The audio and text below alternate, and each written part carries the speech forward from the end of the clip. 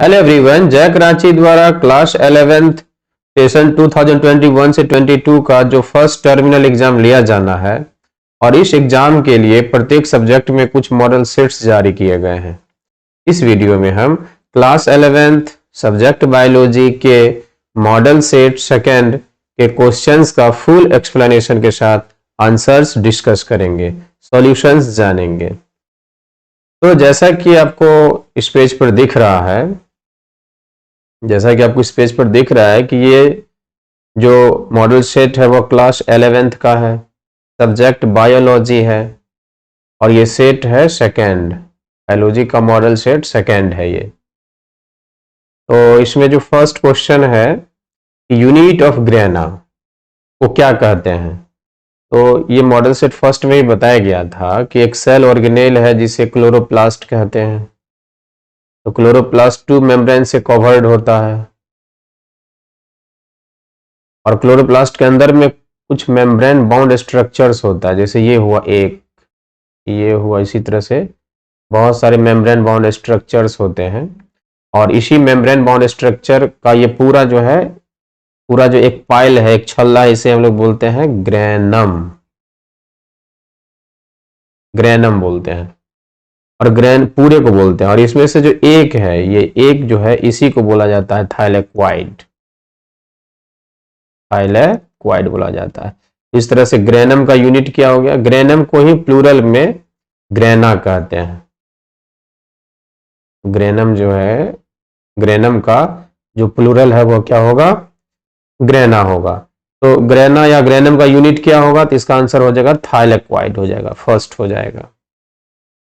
जो second question है कि splitting of water means water जो टूटता है, वाटर का जो ब्रेकडाउन होता है वह फोटोसिस्टम सेकंड से संबंधित है, लेकिन यहाँ पर फोटोसिस्टम फर्स्ट है और यहाँ दोनों दे दिया है। और ल्यूमेन में थाइलेक्वाइड के अंदर में होता नहीं है। थाइलेक्वाइड के मेम्ब्रेन के इनर सरफेस पर वाटर का ब्रेकडाउन होता है, फोटोलाइसिस होता है। ये भी फोटोसिंथेसिस से ही संबंधित है कि फोटोसिंथेसिस में डार्क रिएक्शन कहाँ होता है।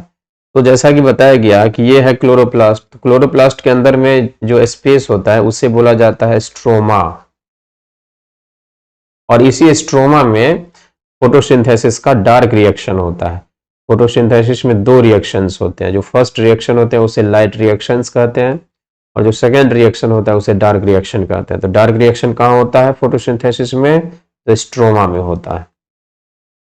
ये भी फोटोसिंथेसिस से ही संबंधित क्वेश्चन है। कुछ प्लांट्स होते हैं जिनके लीफ के वेस्कुलर बंडल के चारों तरफ जो सेल्स होते हैं, सेल्स का एक विशेष अरेंजमेंट होता है, सजावट होता है और सेल्स का वह जो अरेंजमेंट है वह रीड की तरह, माला की तरह होता है। क्रांच का मतलब ही होता है माला। तो क्रांच एनाटॉमी किसमें देखा जाता है, C4 प्लांट्स में देखा जाता है और C4 प्लांट्स में जो है हैच एंड स्लैक साइकिल होता है। तो इस तरह से ये दिया हुआ है, ये डार्क रिएक्शन के लिए होता है। CO2 का जो फिक्सेशन होता है उसके लिए दिया हुआ है हैच एंड स्लैक साइकिल दिया हुआ है। इस तरह से क्रांच एनाटॉमी जो है वह हैच एंड स्लैक साइकिल में होगा या बोलेंगे C4 प्लांट्स में होगा।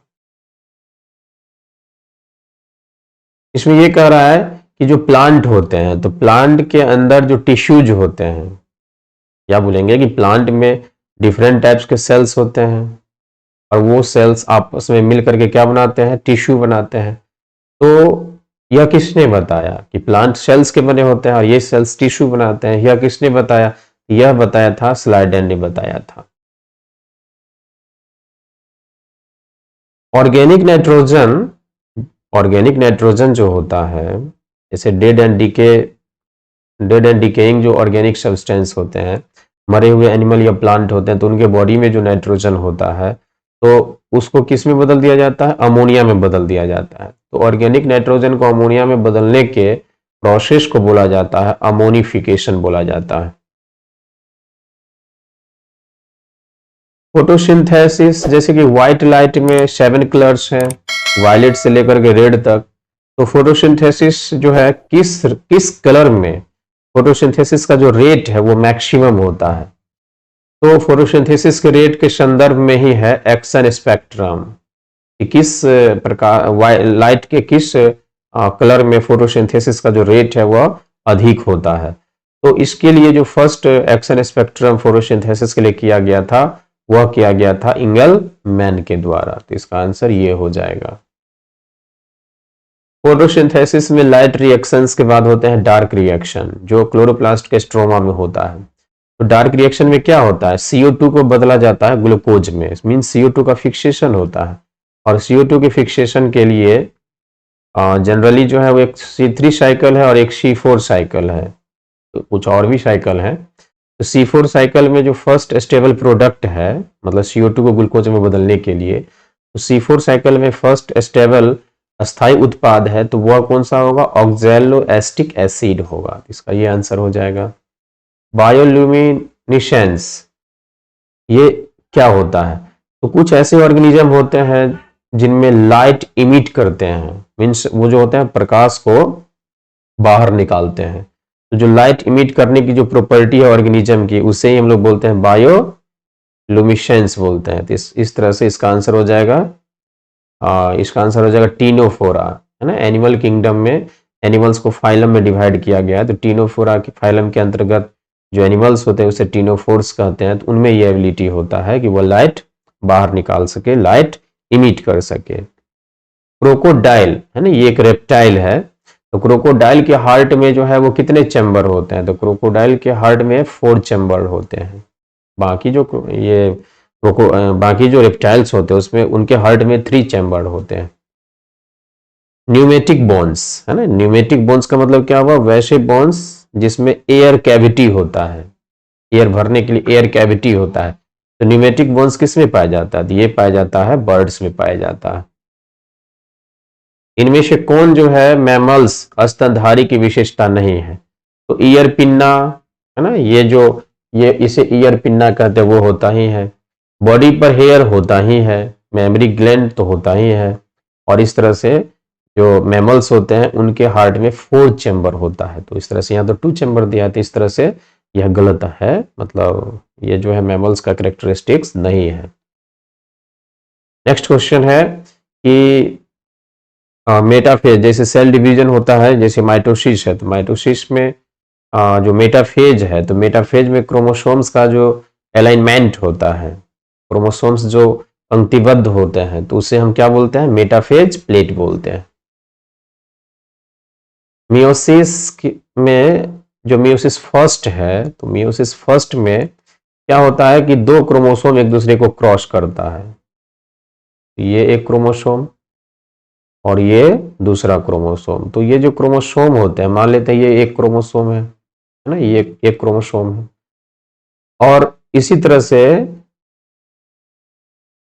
तरह से मान लेते हैं कि एक दूसरा क्रोमोसोम है, ये एक दूसरा क्रोमोसोम है, और इस तरह से।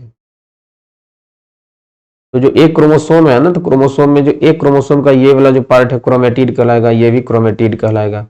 एक क्रोमोसोम के दोनों क्रोमेटिड्स को बोलते हैं सिस्टर क्रोमेटिड्स। इस क्रोमोसोम के भी दोनों क्रोमेटिड्स को बोलेंगे सिस्टर क्रोमेटिड्स। तो लेकिन ये 2 क्रोमोसोम एक ही जैसे हैं, इन्हें बोलते हैं होमोलोगस क्रोमोसोम्स, समजात गुणसूत्र बोलते हैं। तो जो होमोलोगस क्रोमोसोम्स का ये क्रोमेटिड जो है, ये वाला इसे बोलते हैं नॉन सिस्टर क्रोमेटिड, और इसे भी बोलेंगे नॉन सिस्टर क्रोमेटिड। मतलब 2 अलग अलग क्रोमोसोम्स के क्रोमेटिड्स को बोलेंगे नॉन सिस्टर क्रोमेटिड्स। तो जो 2 होमोलोगस क्रोमोसोम्स के जो नॉन सिस्टर क्रोमेटिड्स होते हैं वो एक दूसरे को क्रॉस करते हैं, ये क्रॉस करते हैं, और यहाँ जो पॉइंट ऑफ क्रॉस है उसी को बोलते हैं काइजमेटा बोलते हैं। तो काइजमेटा मियोसिस फर्स्ट में कब बनता है, वह बनता है डिप्लोटीन में बनता है। इस तरह से इसका आंसर हो जाएगा डिप्लोटीन हो जाएगा, इसका आंसर हो जाएगा। नेक्स्ट क्वेश्चन है कि कुछ एंजाइम होते हैं जो सिर्फ अमीनो एसिड्स के बने होते हैं, लेकिन कुछ ऐसे भी एंजाइम होते हैं जो जिनमें प्रोटीन वाले पार्ट भी होते हैं, मींस जो अमीनो एसिड्स के बने होते हैं, और नॉन प्रोटीन वाले भी पार्ट होते हैं जो अमीनो एसिड्स के नहीं बने होते हैं। तो एंजाइम के प्रोटीन वाले जो पार्ट हैं उन्हें एपो एंजाइम कहते हैं, और नॉन प्रोटीन वाले पार्ट को कोफैक्टर कहते हैं। अब जैसे यहां पर ये है कि जो मान लेते हैं कि ये कोई एंजाइम है, समझना होगा। मान लेते हैं ये कोई एंजाइम है, तो एंजाइम में क्या होता है, अंदर में मान लेते हैं कि कैविटी है। तो ये देखिए, ये एंजाइम का क्या है, ये एंजाइम का सरफेस है। अब क्या है ना कि यहां पर कुछ दूसरा मॉलिक्यूल भी है, यहां पर कुछ दूसरा मॉलिक्यूल भी है, ये एक मॉलिक्यूल है। अब एक दूसरा मॉलिक्यूल भी है, एक दूसरा मॉलिक्यूल भी है, और ये मॉलिक्यूल कुछ इस तरह का है, ये एक मॉलिक्यूल कुछ इस तरह का है। तो अब होगा क्या कि देखिए, ये एंजाइम है, ये कहलाएगा एंजाइम, और ये कहलाता है सबस्ट्रेट, सबस्ट्रेट कहलाता है। एंजाइम जो है जिस सब्सटेंस पर काम करते हैं उसे सबस्ट्रेट कहते हैं। और ये क्या है, तो ये सबस्ट्रेट से मिलते जुलते ही एक दूसरा मॉलिक्यूल है, ये दूसरा मॉलिक्यूल है। और अगर हम बात करें कि ये एंजाइम अगर आपका सक्सेनिक डिहाइड्रोजनेज एंजाइम है, अगर मान लेते हैं कि ये एंजाइम सक्सेनिक डिहाइड्रोजनेज एंजाइम है, ये वाला, तो ये क्या कहलाएगा, ये कहलाएगा मेलोनेट, मेलोनेट कहलाएगा। ठीक है ना। तो एंजाइम जो है इस पर काम करेगा, इस पर काम करेगा। लेकिन कभी कभी क्या होता है कि जब इसका नंबर अधिक है, इस सबस्ट्रेट का नंबर अधिक है, तब तो यही आकर के इसमें फिट हो जाएगा, ये इसमें आएगा और इसके अंदर फिट हो जाएगा, ये पूरी तरह से फिट हो जाएगा, जैसे लॉक के अंदर की फिट हो जाता है। लेकिन कभी कभी क्या है कि जब मेलोनेट का नंबर अधिक हो जाएगा, मेलोनेट मॉलिक्यूल का नंबर जब अधिक हो जाएगा, तो क्या होगा, इन दोनों में कंपटीशन होगा। और कंपटीशन होगा तो होगा क्या कि जो नॉर्मल सबस्ट्रेट को इसके अंदर फिट होना चाहिए था, वो फिट ना हो करके जो मेलोनेट है, वो मेलोनेट इसके कैविटी के अंदर आकर के फिट हो जाएगा। इसे ही हम बोलते हैं दोनों में कंपटीशन हो रहा है कि हम इसके अंदर एंजाइम के अंदर जाएंगे तो हम जाएंगे एंजाइम के अंदर। तो इसे ही बोलते हैं कॉम्पिटिटिव इनहिबिशन बोलते हैं। तो इस तरह से जो इनहिबिशन ऑफ सक्सेनिक डिहाइड्रोजनेज है मेलोनेट के द्वारा, वह किसका एग्जाम्पल है, तो वह एग्जाम्पल है कॉम्पिटिटिव इनहिबिशन का एग्जाम्पल है। इनमें से कौन सा स्टेटमेंट जो है वह गलत है, तो एंजाइम जो है एक्टिवेशन एनर्जी को कम करता है, सही है। एंजाइम जो है अब बहुत अच्छा काम करता है ऑप्टिमम टेम्परेचर पर, एक खास टेम्परेचर होता है। वो एंजाइम जो है एक प्रकार का कोफैक्टर, सही है। और एंजाइम हमेशा क्या करते हैं, रेट ऑफ रिएक्शन को बढ़ा देते हैं, रिएक्शन का जो स्पीड है उसे बढ़ा देते हैं, लेकिन यहां तो लिखा हुआ है घटा देता है। तो इस तरह से इसका आंसर ये हो जाएगा। फोटोसिंथेसिस के दौरान जो है वाटर कहाँ टूटता है, वाटर ब्रेक होता है, वाटर का फोटोलाइसिस होता है, कहाँ होता है, वह होता है फोटोसिस्टम सेकेंड में होता है। फोटोसिस्टम सेकेंड क्या है, तो ये पिगमेंट मॉलिक्यूल्स के बने होते हैं। नेक्स्ट क्वेश्चन है कि फोटोसिंथेसिस में लाइट रिएक्शंस के बाद जो डार्क रिएक्शन होता है, और डार्क रिएक्शन में CO2 को ग्लूकोज में बदल दिया जाता है, इसे CO2 फिक्सेशन भी कहते हैं। CO2 फिक्सेशन के लिए जो अधिकांश प्लांट है उसमें C3 साइकिल होता है, और C3 साइकिल को ही हम लोग कहते हैं केल्विन साइकिल भी कहते हैं। तो इस तरह से C3 साइकिल का दूसरा नाम क्या होगा, केल्विन साइकिल।